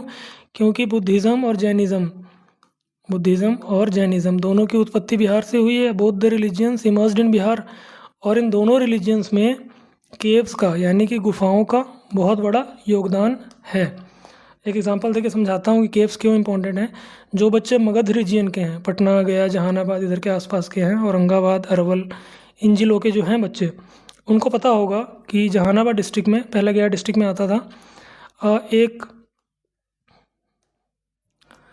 बराबर या बराबर भी कहते हैं कुछ लोग, केव्स हैं।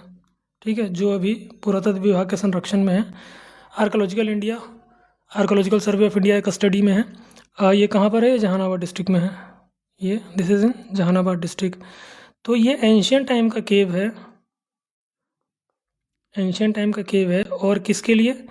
आजीविका जो सेक्ट होते थे, आजीविका सेक्ट, उनके लिए बनाया गया था।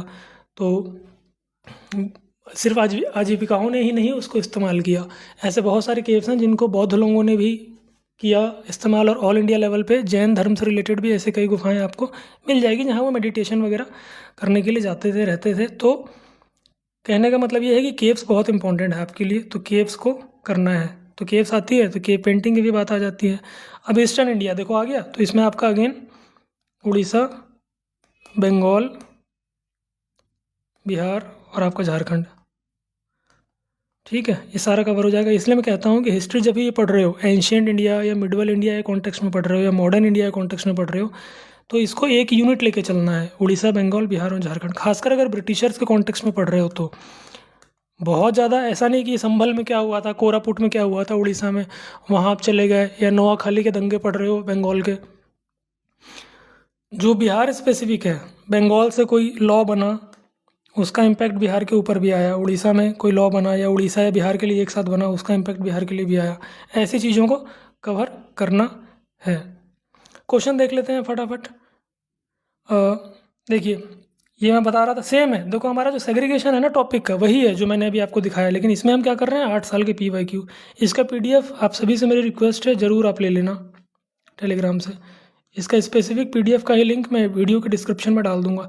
जो भी आपके लिए ज़रूरी है ना, PDF का या फॉर्मेट, आंसर राइटिंग का, उन सब का लिंक्स मैं इस वीडियो के डिस्क्रिप्शन में डाल दूंगा। और जैसा कि मैंने बताया, डेली अब से शाम को 7 बजे, जब तक आपका मेंस हो नहीं जाता, एक संडे को अगर छोड़ दें तो मंडे टू सैटरडे डेली एक वीडियो आपको एटलीस्ट 1 घंटे की, या नहीं हुआ तो 45 मिनट्स का एक वीडियो आपको डेली मिलेगा। ठीक है, कोई एक टॉपिक कर लेंगे मेंस का। कुछ बच्चों की कॉपीज़ में लेके आ जाऊंगा, जो चेक हुई कॉपीज़ हैं, जो अभी मैं चेक कर रहा हूँ, दिखाऊंगा आपको कि नॉर्मली बच्चे क्या क्या गलतियाँ कर रहे हैं। तो एक बच्चे की गलती से 1000 बच्चे सीख सकते हैं कि क्या पता आप आंसर लिखो तो you are also bound to commit the same mistake. तो जिन बच्चों ने चैनल सब्सक्रिप्शन नहीं लिया है, मतलब सब्सक्राइब नहीं किया है चैनल को, आप लोग ज़रूर सब्सक्राइब कर लेंगे। और आपके जो फ्रेंड्स हैं, एक इंपॉर्टेंट बात बताता हूँ। देखो, प्रीलिम्स के 8-10 दिन पहले ना कुछ बच्चों ने मेरा अर्पण कोर्स जो था वो परचेज़ कर लिया। तो मैंने उन बच्चों को कॉल किया फिर कि आपने 8 दिन पहले, प्रीलिम्स के 10 दिन पहले क्यों ये कोर्स परचेज़ किया है? तो उन बच्चों का क्या जवाब था कि सर, आपका कंटेंट और आपका वीडियो चैनल हमारे पास पहुंचा ही नहीं, मतलब हमने देखा ही नहीं, हमें जानकारी नहीं थी। किसी बच्चे ने, अभी किसी मेरे फ्रेंड ने मुझे फॉरवर्ड किया, तब मैंने देखा, तो मुझे कोर्स का लिंक मिला तो मैंने बाय कर लिया। तो देखो मुझे ना ये चीज़ बहुत ज़्यादा एथिकल नहीं लगी कि एग्ज़ाम है 13 सितंबर को और उसके 10 दिन पहले किसी बच्चे को मैं कोर्स सेल कर रहा हूँ, बेच रहा हूँ। यही होता है ना, कोई बच्चा अगर कोर्स परचेज कर रहा है तो बात तो वही हो गई कि मैं कोर्स सेल कर रहा हूँ। तो मुझे लगा हो सकता है एग्ज़ाम के 3 दिन पहले कोई बच्चा कोर्स परचेज़ कर ले, इससे मेरा कोई बहुत ज़्यादा फ़ायदा तो हो नहीं जाएगा, इसलिए मैंने टोटल कोर्स फ्री कर दिया था। सारा वीडियो जो है यूट्यूब पर डाल दिया था, वो अभी भी पड़े हुए हैं, आप देख सकते हो, अर्पण और संग्रह सीरीज़ का। और सारे जो PDF थे वो मैंने टेलीग्राम पे एक साथ एक ही दिन अपलोड कर दिया था। तो देखो बच्चों, होता क्या है ना, मेंस के कुछ बच्चे प्रीलिम्स के रिज़ल्ट के बाद सर्च करेंगे ये टॉपिक मैं कहाँ से सर्च करूँ, कहाँ से करूँ, लेकिन तब तक वो बच्चे अपना 2 महीना खो चुके होंगे। 1 महीना तो ऑलरेडी आप खो चुके हो ना, मेंस के बाद 1 महीना आप खो चुके हो। अब आपको अपने आप से सवाल पूछना चाहिए ज़रूर कि 1 महीने में आपने कितने टॉपिक्स कवर कर लिए और कितने आंसर्स आपने लिख लिए। 13 सितंबर को हुआ था प्रीलिम्स, आज कितनी तारीख है आप सोच लो। ठीक है, तो हाँ, और थोड़ा सा ऑडियो का इशू आ रहा होगा, ये 3-4 दिनों तक रहेगा, उसके बाद हम माइक रिप्लेस करने वाले हैं, तो ऑडियो का जो भी इशू है वो रिप्लेस हो जाएगा। मैं ज़्यादातर ऐसे ही पढ़ाऊँगा टैबलेट के थ्रू ही, और डिजिटल बोर्ड के थ्रू थोड़ा कम पढ़ाऊँगा, क्योंकि डिजिटल बोर्ड पे पढ़ाना बहुत टाइम वेस्टिंग प्रोसेस है। मेरा पर्पस है ज़्यादा से ज़्यादा कवरेज करना। बच्चे को PDF और कंटेंट मैटर करता है। आप घर पे बैठ के टैबलेट पे पढ़ा रहे हो या डिजिटल बोर्ड पे कोट पैंट पहन के पढ़ा रहे हो, वो बच्चों को ज़्यादा मैटर करता नहीं है।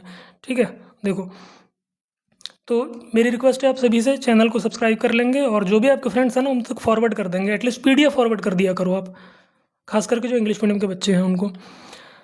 Administrative, economic and social policies again from mid 19th century. देखो यहाँ पे गिरमिटिया सिस्टम आ गया, इस पहलू को अब तक टच नहीं किया था। 64th में एक ही बार पूछा है सिर्फ 8 सालों में। तो ऐसे बहुत सारे पहलूज हैं। लैंडमार्क लेजिस्लेशन 61, 92, 58 ये पूछ चुका है, तो बच क्या गया इसमें हमारा, बच गया पहले ही बता चुका हूँ GOI 35, फिर इंडियन इंडिपेंडेंस एक्ट 1947, और जो भी बीच के हैं रोलेट एक्ट वगैरह वो हम इसमें कवर कर लेंगे। ये भी रिपीट हो सकता है और इनमें से भी कुछ आ सकता है, तो दोनों करके जाना है। Social cultural impact of British policies, बहुत सारे इम्पैक्ट्स हैं इसका। सोशल कल्चरल, अगर आप इसमें इकोनॉमिक इम्पैक्ट भी जोड़ोगे, इधर कहीं होगा, देखो लिखा है ना administrative, economic and social policies, तो इसका इम्पैक्ट भी तो करना है। अब इकोनॉमिक इम्पैक्ट एक क्या हो जाता है, एक तो इकोनॉमिक इम्पैक्ट हो जाता है इम्पैक्ट ऑन एग्रीकल्चर हो जाता है ना, दूसरा क्या हो जाता है हैंडीक्राफ्ट। ये सब चीज़ें NCERT में बहुत अच्छे से मिलेंगी आपको। ऐसे जो टॉपिक्स हैं ना ब्रिटिशर्स का, देखो NCERT का जितना उपयोग कर सकते हो करो। आपको हैंडीक्राफ्ट के ऊपर, एग्रीकल्चर के ऊपर, या ओवरऑल इंडियन इकोनॉमी के ऊपर ब्रिटिश रूल का क्या इम्पैक्ट हुआ, कैसे हमारी इकोनॉमी को ऑल्टर किया है, आपको करना है ना। क्लास 11th की एक NCERT है, बहुत ही ईजी लैंग्वेज में, क्लास 8 का बच्चा भी पढ़ेगा तो उसे समझ में आ जाएगा। इस बुक का नाम है इंडियन इकोनॉमी या इंडियन इकोनॉमिक डेवलपमेंट, ऐसा करके है।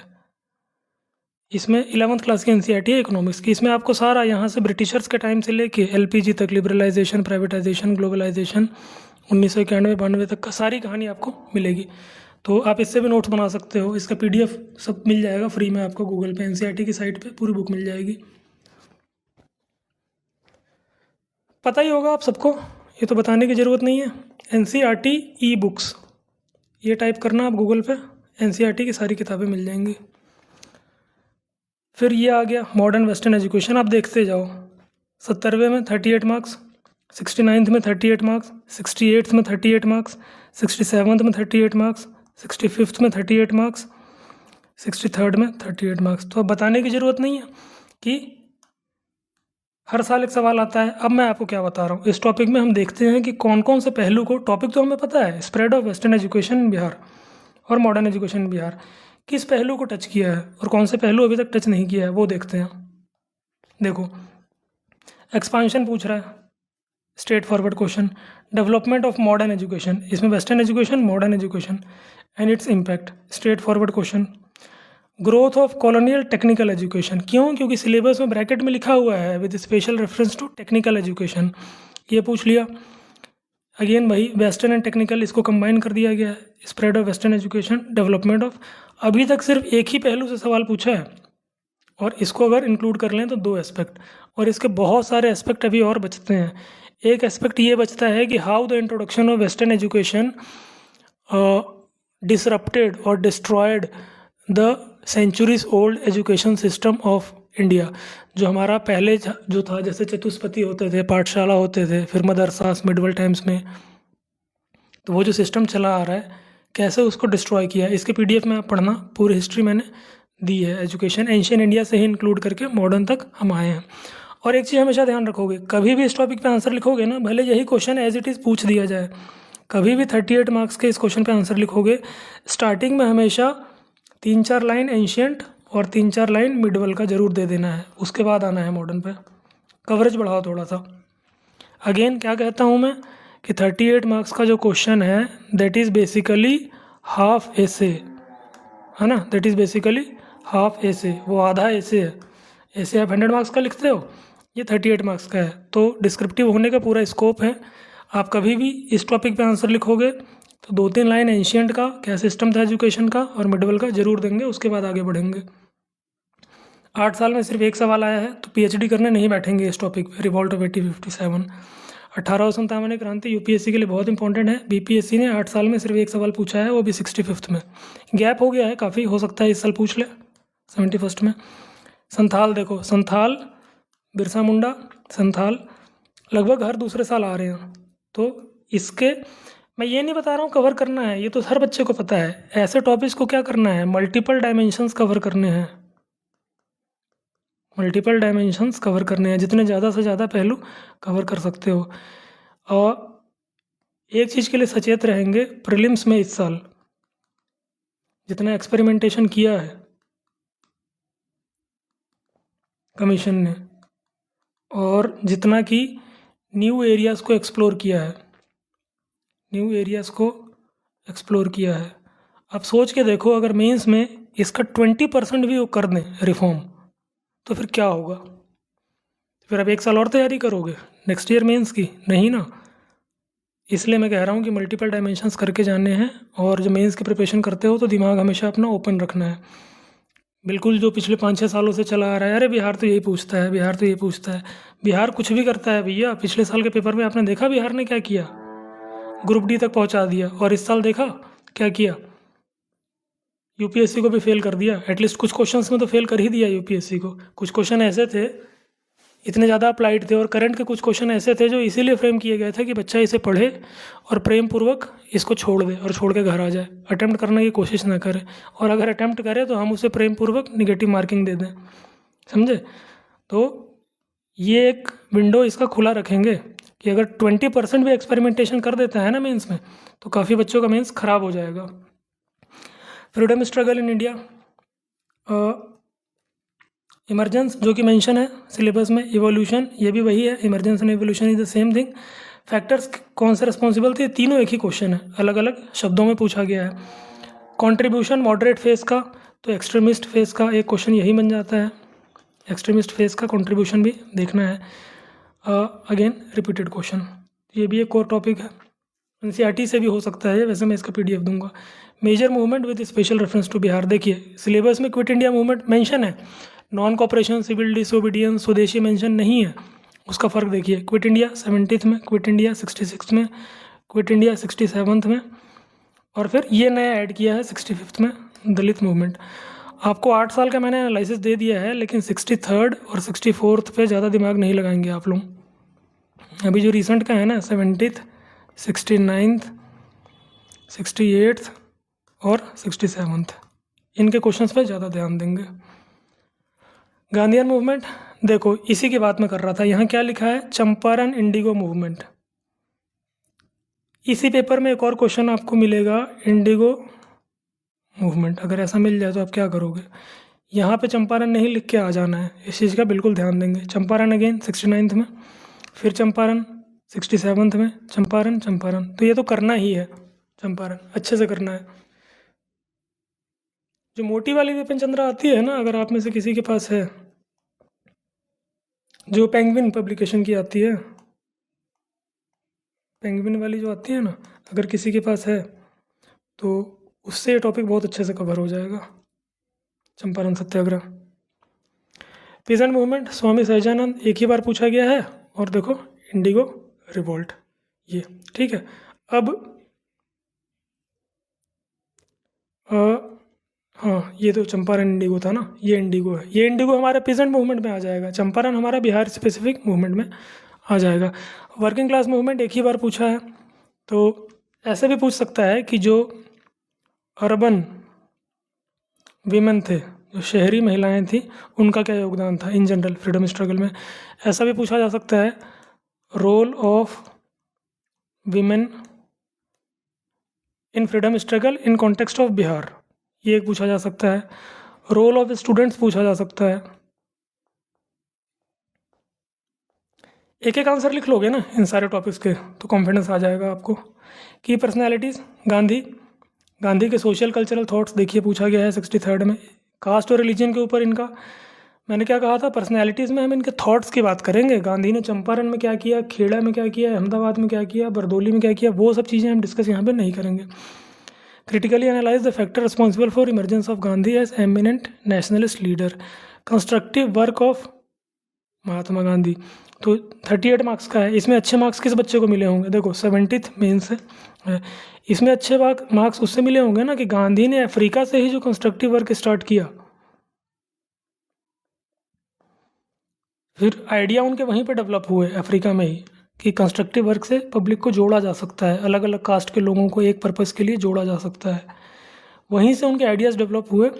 और लियो टोल्स्टॉय और कौन कौन किन किन की किताबों से वो इम्प्रेस थे, किन के पॉलिटिकल थॉट से इम्प्रेस थे, जैसे उनका ट्रस्टीशिप का है कॉन्सेप्ट। तो हमारा अपना कुछ कॉन्सेप्ट नहीं होता, हम कहीं से पढ़ के ही इन्फ्लुएंस होते हैं और वहीं से अपना कॉन्सेप्ट उठाते हैं। तो जिस बच्चे ने अफ्रीका से रिलेट करके लिखा होगा स्टार्ट करके, उसे इसमें बहुत अच्छे मार्क्स मिले होंगे। दूसरे लीडर्स, नेहरू सेकुलरिज्म का पूछा है, कम्युनलिज्म का पूछा है, सेकुलरिज्म का पूछा है। अब सोशलिज्म का बच जाता है, जो कि मैं आपको बता रहा था, हाईली प्रोबेबल है Fabian socialism of Nehru. Rabindranath Tagore का इन जनरल कंट्रीब्यूशन पूछा है फ्रीडम स्ट्रगल में। सोसाइटी और कल्चर के ऊपर पूछा है। देखो अभी तक यूनिवर्सल ह्यूमनिज्म नहीं पूछा है, जो कि बहुत इंपॉर्टेंट टॉपिक है टैगोर का, ये पूछा जा सकता है। सुभाष चंद्र बोस एंड INA, इनका नेशनलिज्म पूछा जा सकता है, ठीक है। डॉक्टर राजेंद्र प्रसाद को यहाँ पे नेशनल मूवमेंट दे दिया है, लेकिन स्पेसिफिकली स्वदेशी से जोड़ के पूछा जा सकता है। Okay, post independent political thought, syllabus में मैंने बता दिया था, लोहिया का और जयप्रकाश नारायण का कितने हमें करने हैं। अगेन आर्ट्स एंड कल्चर आ गया। आर्ट एंड कल्चर में क्या है, 69, 67, 64, 67 डायरेक्ट क्वेश्चन हैं। बुद्धिज़्म मैंने बताया था, इसका रिलेशनशिप करना है बुद्धिज़्म के साथ, मॉडर्न आर्ट का। पाला आर्ट में एक ही क्वेश्चन आया है 38 मार्क्स का, और बुद्धिज़्म के साथ इसका रिलेशनशिप पूछा गया है। Bihar centre of learning and spiritualism, इसको कर लेंगे, वही हमारा नालंदा विक्रमशिला वगैरह। पटना कलम अच्छे से करेंगे, इसका तो PDF दूंगा, PDF ही कर लेना, उसके आगे का स्कोप नहीं बचता है। और थोड़े से केव पेंटिंग वगैरह, टेम्पल्स इसमें देख लेंगे, द्रविड़ा स्टाइल, वेसरा स्टाइल, नागरा स्टाइल, इन चीज़ों को। तो ये था हमारा 8 साल का PYQ। अब मैं क्या करने वाला हूँ, आपको करंट अफेयर का देने वाला हूँ, ऐसे ही 8 साल का। जियोग्राफी का देने वाला हूँ, आधे बच्चों को जियोग्राफी का सिलेबस ही समझ में नहीं आता। इकोनॉमी का BPSC ने पेपर 2 के, BPSC ने GS 2 के सेक्शन 2 में इकट्ठे आपको दे दिया है, जियोग्राफी एंड इकोनॉमी। एक साथ क्यों दिया है, अलग अलग भी तो दे सकते थे। इसके पीछे एक बहुत बड़ा कॉन्सेप्ट है, जब मैं इस टॉपिक को डिस्कस करूँगा तब मैं आपको बताऊँगा। हो गया। अगेन बच्चों इस कोर्स में देख लेना, जो इंटरेस्टेड हैं इसमें भी देख लेना, जिनको इतना पे नहीं करना है इसमें इसका ध्यान रखना। कॉपी में खुद चेक करता हूँ, 50 बच्चों से ज़्यादा नहीं लूँगा, चूँकि मेरी रीच बहुत कम बच्चों तक है, तो अभी तक 50 बच्चे हुए नहीं हैं। फैक्ट यही है। जो बच्चे 3000 पे नहीं करना चाहते हैं उनके लिए अनुशीलन लाइट है, इसमें सारे मॉड्यूल हैं। आप देखो, हिस्ट्री का मॉड्यूल है 499 का, जियोग्राफी एंड इकोनॉमी का है, ये सेक्शन 2 है, सेक्शन 1 नहीं है, ठीक है। जियोग्राफी एंड इकोनॉमी का है। साइंस एंड टेक का एक मॉड्यूल है, पॉलिटी एंड गवर्नेंस का मॉड्यूल है, और लास्टली एक करंट अफेयर का। जिन बच्चों को सिर्फ करंट अफेयर करना है उनके लिए बहुत अच्छा ऑप्शन है।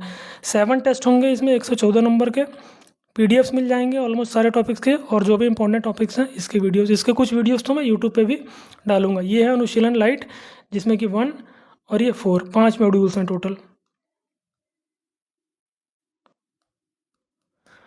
मेंस कुछ लोग ऐसे उड़ती उड़ती बात आ रही है कि मार्च में हो सकता है। मेरा कहना ये है कि जनवरी में हो या मार्च में हो। मार्च में हो ये सोच के ना, अभी तक जब तक कोई ऑफिशियल नोटिफिकेशन नहीं आ जाता, मार्च में हो के आप लेज़ी मत हो जाना। अगर जनवरी में हो गया तो फिर आपको दिक्कत हो जाएगी। ओके, टेस्ट सीरीज़ हमारा स्टार्ट हो चुका है। पहला टेस्ट 11 अक्टूबर को पेपर इसका जा चुका है। बच्चों के पास समय है अभी आंसर सबमिट करने का, तो जो अनुशीलन के बच्चे हैं वो टेस्ट अभी दे रहे होंगे। अगला टेस्ट 16 अक्टूबर को है। इस तरीके से टोटल GS 1 और 2 को मिलाकर टोटल सेक्शनल टेस्ट 12 हैं, 6 हैं। 6 हैं GS 1 के और 6 हैं GS 2 के, और फुल लेंथ टेस्ट है, फुल लेंथ है 4। अब हमारा लास्ट टेस्ट जो है वो आप देखो 26 दिसंबर को है। यहीं तक क्यों रखा है मैंने, क्योंकि मैं मान के चल रहा हूँ कि 26 दिसंबर के बाद कभी भी मेंस हो सकता है। मान लो कि मेंस चला जाता है जनवरी एंड में, या फिर फेब में हो जाता है मेंस, या मार्च में हो जाता है, तो उस केस में हम क्या करेंगे, किसी को फ्रेश एडमिशन लेने की ज़रूरत नहीं है। जो बच्चे एनरोल्ड हैं ना, हम सभी में कुछ और, मान लो कि 4 और सेक्शनल टेस्ट ऐड कर दिया, 4 और फुल लेंथ टेस्ट ऐड कर दिया। अभी लिमिटेड 16 टेस्ट ही रखे हैं। क्यों रखे हैं आप देखो, 11, 16, 4 दिन का गैप है, 16, 21, 4 दिन का गैप है, तो हर 4 दिन के बाद तो एक टेस्ट हो रहा है। तो हर दूसरे दिन भी बच्चे का टेस्ट नहीं ले सकते ना, उसे पढ़ने के लिए भी तो समय चाहिए भाई। ओके, तो this was the first session. इसको अच्छे से देख लेंगे आप लोग, PYQs और कैसे सेग्रीगेट किया है इसका PDF ले लेंगे। ऐसे ही मैं करंट अफेयर का भी बनाऊंगा जो कि हाईली इंपॉर्टेंट होगा, क्योंकि करंट अफेयर का सिलेबस आपको कहीं मिलेगा नहीं। मैं आपको करंट अफेयर का सिलेबस दूंगा ब्रेक करके 8 साल के PYQ पे, और इस साल का करंट अफेयर देखते हुए कि क्या इंपॉर्टेंट थीम्स हैं। और इसमें मेरी एक्यूरेसी ठीक ठाक है। 7-8 घंटों का मेरा लेक्चर प्रीलिम्स के पहले जो मैंने 7-8 घंटे ही करंट अफेयर पढ़ाया था, वो यूट्यूब पे अभी ही पढ़े हैं। आप जाके देख सकते हैं कि उसमें से कितने क्वेश्चन इस साल, सारे लोग क्लेम कर रहे हैं ना कि किसी ने पढ़ाया, कहीं से कुछ नहीं आया।